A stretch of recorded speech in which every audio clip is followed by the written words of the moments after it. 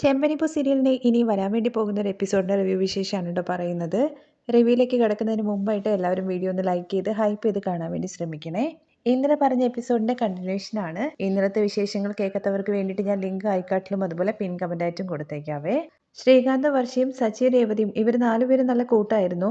എന്നാൽ ഇവർ തമ്മിൽ പരസ്പരം അടിക്കുന്നത് കാണുമ്പോൾ ശരിക്കും നമ്മുടെ രവിക്ക് ഭയങ്കരമായിട്ട് വേദനിക്കുന്നുണ്ട്. നമ്മുടെ സച്ചിയാണെന്നുണ്ടെങ്കിൽ അച്ഛൻ്റെ അടുത്ത് സത്യങ്ങളെല്ലാം തുറന്നു പറയാണ്. അമ്മയെ സന്തോഷിപ്പിക്കാൻ വേണ്ടിയിട്ടാണ് ഇവർ നാല് പേരും കൂടി കളിച്ചൊരു ഡ്രാമയായിരുന്നു അത് എന്നുള്ള കാര്യം. എന്തൊക്കെയാണാവോ ഈ കുടുംബത്തിൽ നടന്നുകൊണ്ടിരിക്കുന്നത്. എല്ലായിടത്തും മക്കള് അടിയുണ്ടാക്കിയിട്ട് അത് അച്ഛനമ്മമാർ അറിയണ്ട എന്ന് കരുതി അത് മറച്ചു വെക്കുകയാണ് സാധാരണ എല്ലാ വീടുകളിലും നടക്കുന്നത്. എന്നാൽ ഇവിടെ അമ്മയെ സന്തോഷിപ്പിക്കാൻ വേണ്ടിയിട്ട് മക്കള് പരസ്പരം അടികൂടുന്നു.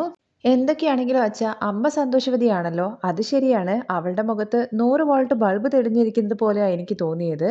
മരുമക്കൾ തമ്മിൽ പരസ്പരം അടികൂടുന്നത് കണ്ടിട്ട് സന്തോഷിക്കുന്ന അമ്മായിമ്മ ചന്ദ്രമതി മാത്രമേ ഉണ്ടാവുള്ളൂ ഈ ലോകത്ത്. അല്ലടാ, എന്നെങ്കിലും ഇതിനൊരു മാറ്റം വരുമെന്ന് ചോദിക്കുമ്പോൾ ഇല്ല അച്ഛ, അതിന് ഒരു വഴിയുമില്ല.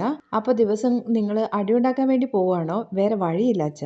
ഇപ്പൊ വർഷയും അതുപോലെ തന്നെ രേവതിയും അടുപ്പത്തിലാണെന്നുള്ള കാര്യം കാണുമ്പോഴേക്കും അമ്മയ്ക്ക് മൂക്ക് ചൊറിയാൻ വേണ്ടി തുടങ്ങും. പിന്നെയും ഇതുപോലെ എന്തെങ്കിലുമൊക്കെ പ്രശ്നങ്ങൾ ഒപ്പിക്കും. അതിനേക്കാൾ നല്ലത് കുറച്ച് നാള് അടി ഉണ്ടാക്കുന്നത് പോലെ അഭിനയിക്കുന്നതല്ലേ. അങ്ങനെയാവുമ്പോ അമ്മയ്ക്ക് ഒരു സന്തോഷമാകും. നീ എന്തൊക്കെയൊക്കെയോ പറയുന്നു, ബുദ്ധിപരമായിട്ട് കാര്യങ്ങൾ ചെയ്യാന്നുള്ള കാര്യം വിചാരിച്ചുകൊണ്ട് ഇനി ഇതിന്റെ മേലെ വേറൊരു പ്രശ്നം കൊണ്ടുവരാതിരുന്നാ മതി എന്ന് പറഞ്ഞ് രവി അവിടുന്ന് പോവാണ് കേട്ടോ ചെയ്യുന്നത്. പോകുന്ന രവിയെ പിടിച്ചു നിർത്തിക്കൊണ്ട് സച്ചി പറയുന്നുണ്ട്, അച്ഛ അങ്ങനെയൊന്നും ഉണ്ടാവില്ല, അതെല്ലാം ഞങ്ങൾ നോക്കിക്കോളാം. ദിവസവും ഇങ്ങനെ അടിയുണ്ടാക്കുന്നത് ചെറിയൊരു ജോലി തന്നെയാണ് അച്ഛ. അച്ഛൻ എന്തായാലും ടെൻഷൻ ആവൊന്നും വേണ്ട, എല്ലാം നല്ലപടി തന്നെ പോകും. എല്ലാം നല്ല രീതി പോയാൽ തന്നെ നല്ലതാണ്. എന്തായാലും എത്ര കാലം ഇങ്ങനെ പോകുന്നുള്ള കാര്യവും നോക്കാം. നിന്റെ അമ്മയ്ക്ക് ദൈവം നല്ല ബുദ്ധി കൊടുത്തു കഴിഞ്ഞു കഴിഞ്ഞാൽ നല്ലത്. അച്ഛ, ദൈവത്തിന് അത്രയും വലിയ ഭാരപ്പെട്ട ജോലിയൊന്നും കൊടുക്കരുത്. ദൈവത്തിന് പോലും അതിനൊന്നും കഴിയില്ല അച്ഛ. വീണ്ടും നമ്മളെ പരസ്പരം അടുപ്പിക്കാനുള്ള സാധ്യതയേ ഉള്ളൂ. എന്തായാലും അച്ഛാ, ഞാൻ പുറത്തു പോയിട്ട് വരാം എന്ന് പറഞ്ഞിട്ട് സച്ചി അങ്ങ് പോകുന്നുണ്ടേ. തുടർന്ന് ശ്രീകാന്തും വർഷയും റൂമിൽ നിൽക്കുന്ന സമയത്താണ് കാണിക്കുന്നത്. അല്ല ശ്രീകാന്തെ, നിന്റെ അമ്മ ഈ കാര്യങ്ങളെല്ലാം വിശ്വസിച്ചോ? നമ്മൾ ശരിക്കും അടിയുണ്ടാക്കിയതാണ് എന്ന്. അതെന്തായാലും വിശ്വസിച്ചിട്ടുണ്ട്. ഇപ്പൊ കുറച്ചു നേരത്തെയും കൂടി എന്നെ വിളിച്ചിട്ട് പറഞ്ഞതേ ഉള്ളൂ. ഇപ്പോ മനസ്സിലായില്ലേ? ഇതുകൊണ്ടാണ് ഞാൻ പറഞ്ഞത് ഇങ്ങനെയൊക്കെ പ്രശ്നം വരും എന്നുള്ള കാര്യം. ശ്രീകാന്ത്, നിന്റെ അമ്മ എന്താണ് ഇങ്ങനെ സീരിയലിലെ വില്ലത്തിയെ പോലെയൊക്കെ ഓരോ കാര്യങ്ങൾ ചെയ്യുന്നത്? അത് വേറൊന്നും കൊണ്ടല്ല, രേവതി ചേച്ചിയെ അമ്മയ്ക്ക് ഇഷ്ടമല്ല എന്ന് കരുതിയിട്ട് ശ്രീകാന്ത് ഇങ്ങനെയൊക്കെയാണ് ചെയ്യുന്നത്. ഞാനുണ്ടല്ലോ നേരിട്ട് നിന്റെ അമ്മയുടെ അടുത്ത് പോയി ചോദിച്ചേനെ. പക്ഷേ ശ്രീകാന്തും അതുപോലെ രേവതി ചേച്ചിയുമാണ് എന്നെ തടുത്തത്. നീ പോയി ചോദിച്ചു കഴിഞ്ഞു കഴിഞ്ഞാലും വർഷ ഈ പ്രശ്നം വലുതാവത്തേ ഉള്ളൂ. രേവതി ചേച്ചിയോട് അമ്മയ്ക്കുള്ള ദേഷ്യം ഇനിയും കൂടും. പിന്നെയും ചേച്ചിയെ ചീത്ത വിളിക്കാൻ വേണ്ടി തുടങ്ങും. ഇപ്പൊ എന്തായാലും നിങ്ങൾ രണ്ടുപേരും സംസാരിക്കുന്നില്ല എന്ന് വിചാരിച്ചിട്ട് അമ്മ എന്തായാലും സന്തോഷിക്കും.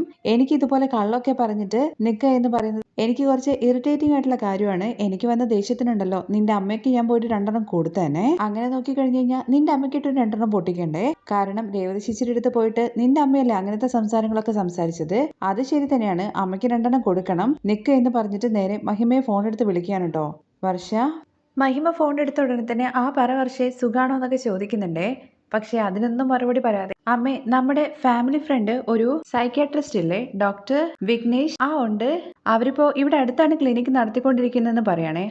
അതെന്തായാലും സൂപ്പറാണ്. അമ്മ ഒരു അപ്പോയിന്റ്മെന്റ് എടുക്കുന്നത് നന്നായിരിക്കുന്നു. എന്തു പറ്റി വർഷേ? നിനക്ക് ശരീരത്തിന് വല്ല സുഖമില്ലായ്മ ഉണ്ടോ എന്ന് ചോദിക്കുമ്പോ ശരീരത്തിനല്ല, തലയ്ക്കാണ് പ്രശ്നം. എന്താണ് നീ പറയുന്നത്? എന്താ പറ്റിയത്? എനിക്കൊന്നും പറ്റിയിട്ടില്ല, അമ്മയ്ക്കല്ലേ വട്ടായത്.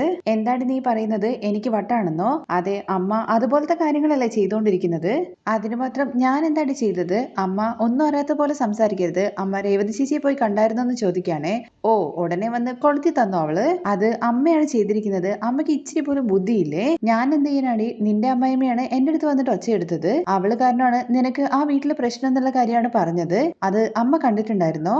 അമ്മ എല്ലാം അറിയുന്ന ആളെ പോലെയാണല്ലോ അവിടെ പോയിട്ട് രേവതി ചേച്ചിയെ ചീത്ത വിളിച്ചിരിക്കുന്നത്. ചേച്ചിയെ ഹേർട്ട് ചെയ്യുന്ന രീതിയിൽ സംസാരിച്ചു അല്ലേ? നിന്റെ ലൈഫിന് വേണ്ടിയിട്ടാണ് ഞാൻ അവളുടെ അടുത്ത് പോയിട്ട് സംസാരിച്ചത്. അവര് കാരണം നിനക്ക് പ്രശ്നം മാത്രമേ വരുള്ളൂ. അവരുടെ കൂടെയൊന്നും നീ ഒരിക്കലും സംസാരിക്കാൻ പോലും നിൽക്കരുത്. അത് നമ്മുടെ സ്റ്റാറ്റസിന് യോഗ്യമായിട്ടുള്ള കാര്യമല്ല. അമ്മ ആദ്യം ഈ രീതിയിൽ സംസാരിക്കുന്നുണ്ടല്ലോ, ആ സംസാരമാണ് നിർത്തേണ്ടത്. ആരടുത്ത് സംസാരിക്കരുത് എന്നുള്ള കാര്യമൊക്കെ എനിക്ക് നന്നായിട്ട് അറിയാം. അത് അമ്മ തീരുമാനിക്കാൻ വേണ്ടി നിൽക്കണ്ട. എടി, ഞാൻ നിന്റെ അമ്മയാണെന്നുള്ള കാര്യം പറയുന്നുണ്ടേ മഹിമ എന്ന് കരുതിയിട്ട് അമ്മ എന്ത് തോന്നിവാസം ചെയ്യോ? ഞാനിപ്പോഴേ വർഷ മധുസൂദനല്ല, വർഷ ശ്രീകാന്താണ്. ഇതാണ് എന്റെ വീട്, ഇവിടെ ഉള്ളവര് എന്റെ ഫാമിലി അംഗങ്ങളാണ്. എന്റെ ലൈഫിൽ അമ്മ ഒരിക്കലും തലയിടാൻ വേണ്ടി വരണ്ട. പിന്നെ രേവതി ചേച്ചിയുടെ അടുത്ത് ഇതുപോലത്തെ കാര്യങ്ങൾ വീണ്ടും പോയി പറഞ്ഞാലുണ്ടല്ലോ, ഞാൻ ചുമ്മാ ഇരിക്കില്ല. വർഷേ, ഞാൻ പറയുന്നത് നീ ഒന്ന് കേൾക്കുക എന്ന് മഹിമ പറയുമ്പോഴേക്കും ഫോൺ വെക്കമ്മയെന്ന് പറഞ്ഞിട്ട് ഫോൺ അങ്ങ് കട്ട് ചെയ്യാൻ കേട്ടോ. വർഷ ഇതെല്ലാം കേട്ടിട്ട് ചെറിയൊരു പുഞ്ചിരിയോട് കൂടി ശ്രീകാന്ത് അവിടെ ഇങ്ങനെ ഇരിക്കുവാണേ. ഫോൺ വെച്ചിട്ട് പിറുപിറുക്കുന്നത് പോലെ വർഷ പറയുന്നുണ്ട്, ചെയ്യേണ്ട കാര്യങ്ങളെല്ലാം പോയി ചെയ്തിട്ട് എനിക്ക് വേണ്ടിയിട്ട് ചെയ്തെന്നുള്ള കാര്യം പറയുന്നു. അമ്മയ്ക്ക് വേറെ പണിയൊന്നുമില്ലേ? നേരിലെങ്ങാണ്ട് ഞാൻ കണ്ടിട്ടുണ്ടായിരുന്നെങ്കിൽ കുറച്ചും കൂടി ഞാൻ ചീത്ത വിളിച്ചേനെ. അമ്മയ്ക്ക് ഇതൊരു ശീലമായിട്ടുണ്ട്.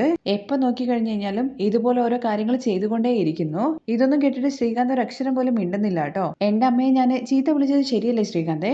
ഇത്ര നേരം നീ നിന്റെ അമ്മയുടെ അടുത്ത് സംസാരിക്കല്ലായിരുന്നോ? അതിലിപ്പോ ഞാൻ എന്ത് പറയാനാണ്?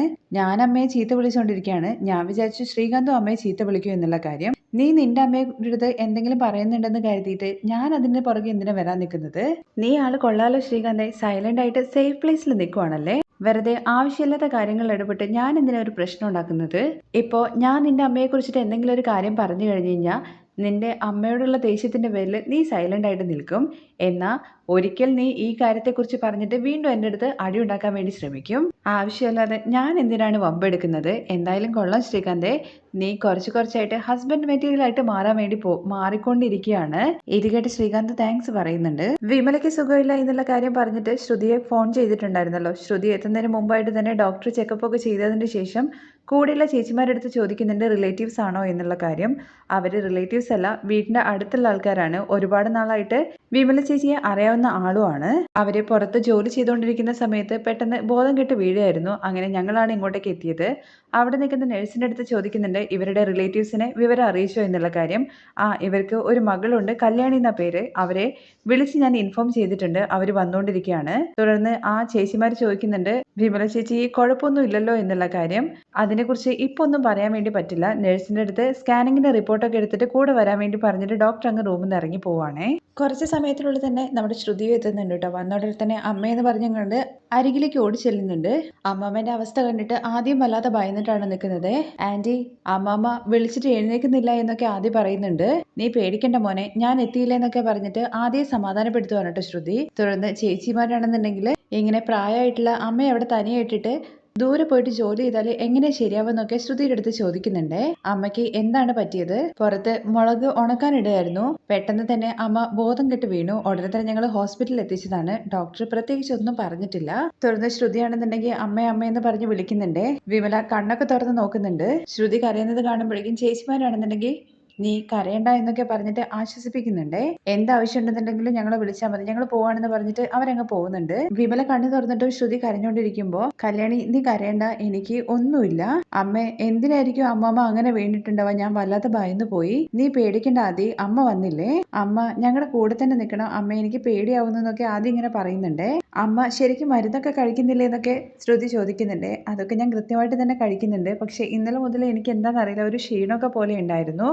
ഇന്ന് രാവിലെ കണ്ണ് മൊത്തത്തിൽ ഇരുട്ടാവുന്നത് പോലെ തോന്നി. അതിനിടയ്ക്കും ആദ്യം ഇങ്ങനെ പറയുന്നു അമ്മ എവിടെയും പോകരുത്, എന്റെയും അതുപോലെ തന്നെ അമ്മമ്മയുടെ കൂടെ തന്നെ നിൽക്കാനൊക്കെ പറഞ്ഞിട്ട് ആദ്യം കരഞ്ഞോണ്ടിരിക്കുമ്പോൾ ആദ്യം നീ കരയണ്ട, അമ്മ വന്നില്ലേ, പിന്നെ നീ എന്തിനാ കരയുന്നതെന്ന് പറഞ്ഞിട്ട് ആദ്യം വീണ്ടും ആശ്വസിപ്പിക്കുകയാണ് ശ്രുതി.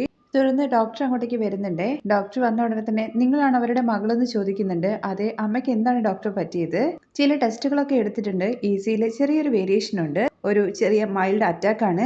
അയ്യോ, അറ്റാക്കോ? നിങ്ങളെ പേടിക്കേണ്ട കാര്യമൊന്നുമില്ല. ഇപ്പോഴും കൺഫേം ആയിട്ട് പറയാൻ വേണ്ടി പറ്റില്ല. ഇനിയും ചില ടെസ്റ്റിന്റെ റിപ്പോർട്ട്സും കാര്യങ്ങളൊക്കെ വരാനുണ്ട്. അപ്പോഴേ കൺഫേം ചെയ്ത് പറയാൻ വേണ്ടി പറ്റത്തുള്ളൂ. അവർക്ക് ഓൾറെഡി BP ഉണ്ടല്ലോ എന്ന് ചോദിക്കുമ്പോൾ ഉണ്ട്. അവരേതോ ഒരു കാര്യത്തെക്കുറിച്ച് ഓർത്തിട്ട് വല്ലാതെ മനസ്സ് വേദനിക്കുന്നുണ്ട്. ബോഡി ഭയങ്കര വീക്കാണ്. കൂടെ എപ്പോഴും ഒരാളുണ്ടാകണം. നിങ്ങൾ ഇവിടെ കൂടെ നിന്ന് തന്നെ നോക്കണം എന്നൊക്കെ പറയുമ്പോൾ ഇല്ല, ഞാൻ സിറ്റിയിലാണ് വർക്ക് ചെയ്യുന്നത് എന്നുള്ള കാര്യം ശ്രുതി പറയുന്നുണ്ട്. അങ്ങനെയാണെന്നുണ്ടെങ്കിൽ അവരെയും കൂടെ കൂട്ടിക്കൊണ്ടുപോയിട്ട് അവിടുന്ന് നോക്കുന്നതായിരിക്കും നല്ലത്. കാരണം അവരെ തനിയെ നിർത്തുന്നത് ഒട്ടും സേഫ് ആയിട്ടുള്ള കാര്യമല്ല. നാളെ വരെ എന്തായാലും ഒബ്സർവേഷനിൽ കിടക്കട്ടെ. പിന്നെ റിപ്പോർട്ട്സ് വന്നതിന് ശേഷം എപ്പോഴാണ് ഡിസ്ചാർജ് കാര്യങ്ങളെന്നൊക്കെ ഞാൻ പറയാം. എന്നാൽ ശരിയെന്ന് പറഞ്ഞ് ഡോക്ടർ റൂമിൽ നിന്ന് പോവുകയാണ് കേട്ടോ ചെയ്യുന്നത്. അമ്മയ്ക്ക് ഇതിനു മുമ്പ് ഇതുപോലെ എന്തെങ്കിലും സംഭവിച്ചിട്ടുണ്ടോ എന്നുള്ള കാര്യം ചോദിക്കുമ്പോൾ ചെറുതായിട്ട് മയക്കം പോലെയൊക്കെ വരാറുണ്ട്. പക്ഷേ അത് കുറച്ച് സമയമാകുമ്പോൾ തന്നെ റെഡിയാകാറുണ്ട്. പിന്നെ എന്താണ് അമ്മ ഇതിനെക്കുറിച്ച് എൻ്റെ അടുത്ത് പറയേണ്ടിരുന്നത്? അല്ല, നിന്നെ വെറുതെ വിഷമിപ്പിക്കണ്ടല്ലോ എന്ന് കരുതിയിട്ടാണ്. അമ്മ ഭയങ്കര സ്ട്രെസ്ഡാന്നുള്ള കാര്യം ഡോക്ടർ പറഞ്ഞല്ലോ. അതിന് മാത്രം എന്താണ് അമ്മയ്ക്ക് പ്രശ്നം? എനിക്ക് വിഷമമില്ലാതിരിക്കോ കല്യാണി? നീ നിന്റെ ഇഷ്ടത്തിന് ഒരു ജീവിതം തിരഞ്ഞെടുത്തു. പക്ഷെ ആ ജീവിതം നിനക്ക് നിലയ്ക്കോ ഇല്ലയോ എന്നുള്ള കാര്യം എനിക്ക് ഭയമായി തുടങ്ങിയിട്ടുണ്ട്.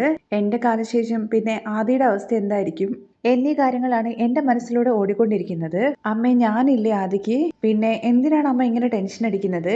ഇങ്ങനെ ആവശ്യമില്ലാതെ ടെൻഷൻ അടിച്ചിട്ടാണ് അമ്മയ്ക്ക് ഇപ്പോൾ ഈ സിറ്റുവേഷൻ വന്നിരിക്കുന്നത്. ഇപ്പൊ തന്നെ അമ്മേ അവിടെ അടുത്തുള്ള ചേച്ചിമാര് കണ്ടതുകൊണ്ടല്ലേ? അല്ലെങ്കിൽ അമ്മയുടെ സിറ്റുവേഷൻ എന്തായിരിക്കും? അവിടെ ആരുമില്ലാത്ത സമയത്താണ് അമ്മയ്ക്ക് ഇങ്ങനെ സംഭവിച്ചതെങ്കിലോ? എന്ത് ചെയ്യാനാണ് കല്യാണി? എല്ലാം വിധി പോലെ നടക്കും.